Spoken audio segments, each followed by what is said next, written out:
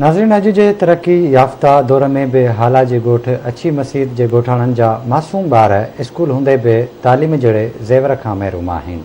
ॾिसूं था नदीम मंगरियो जी रिपोर्ट। तालीम हर इंसान जो बुनियादी हक़ आहे, पर हाला जे ॻोठ अछी मस्जिद जे ॻोठाणनि जा मासूम ॿार तइलीम जहिड़े ज़ेवर खां महरूम बणियल आहिनि। ॻोठ में स्कूल हुजण जे बावजूद स्कूल में फर्नीचर, बाथरूम, चौदीवारी न हुजण सबबि स्कूल तबाह हाल बणियल आहे। स्कूल में गुज़िरियल 8 सालनि खां ज़बानी हुकुम ते मुक़रर थियल उस्ताद अक्सर स्कूल मां गैर हाज़िर रहे थो। गुज़िरियल 8 सालनि खां स्कूल में मुस्तक़िल तौर ते उस्ताद मुक़रर न हुजण सबबि स्कूल जी SMC फंड जो अकाउंट पिणु ब्लॉक थियल आहे। स्कूल जे तबाह हाली ते ॻोठाणनि आवाज़ टीवी न्यूज़ सां ॻाल्हाईंदे चयो त हिन स्कूल खे तक़रीबन 20 साल थिया आहिनि, पर इन 20 सालनि में न की हिन स्कूल जी बजट आई आहे, न की कमकार, न बिजली आहे, न पाणी जी सहूलियत आहे, का बि शइ कोन मिली आहे अॼु ताईं पे। न की SMC अकाउंट हिन जो खुलियल आहे, जेको खुलियल हो पहिरीं सो ब्लॉक करे छॾियो अथनि।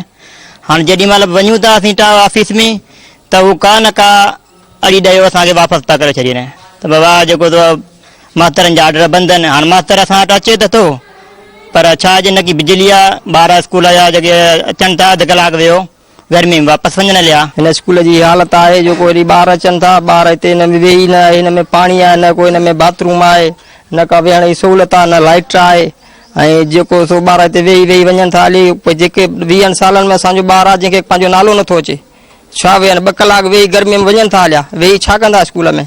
ऐं स्कूल तबाह लॻो पियो आहे। हिते असांखे माना हिते वेहूं था त अचनि वेहणु असांखे नथो अचे त ॿार कीअं वेहंदा। तो इन जे लाइ महिरबानी करे असांखे हिन स्कूल जी मरामत कराए, हिन जो अकाउंट खोलाए, हिन जी मरामत कराई वञे। SMC अकाउंट खुलियल कोन्हे, हिकिड़ो खोलायोसीं उहो ब्लॉक थी वियो पहिरीं।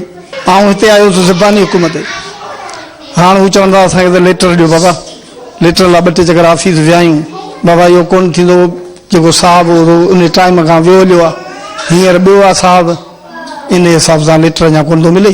सो अकाउंट जो मसइलो लॻो पियो आहे। ॿियो 8 सालनि खां ॿियो उस्ताद ॾिनो कोन अथनि। असां त 2 टे चकर चयो आहे त बाबा ॿियो बि उस्ताद ॾियो त कम खे सवले नमूने था हलायूं। ठाणनि चए तो स्कूल मुकमल तौर ते तबाह थी वियो आहे, जंहिं सबबि असांजा ॿार तइलीम हासिल करण बदिरां माल चारे रहिया आहिनि। हिननि मुतालबो कयो त स्कूल में मुस्तक़िल तौर ते उस्ताद मुक़रर कयो वञे त जीअं ॻोठ जा ॿार तइलीम हासिल करे पंहिंजे ॻोठ ऐं मुल्क जो नालो रोशन करे सघनि।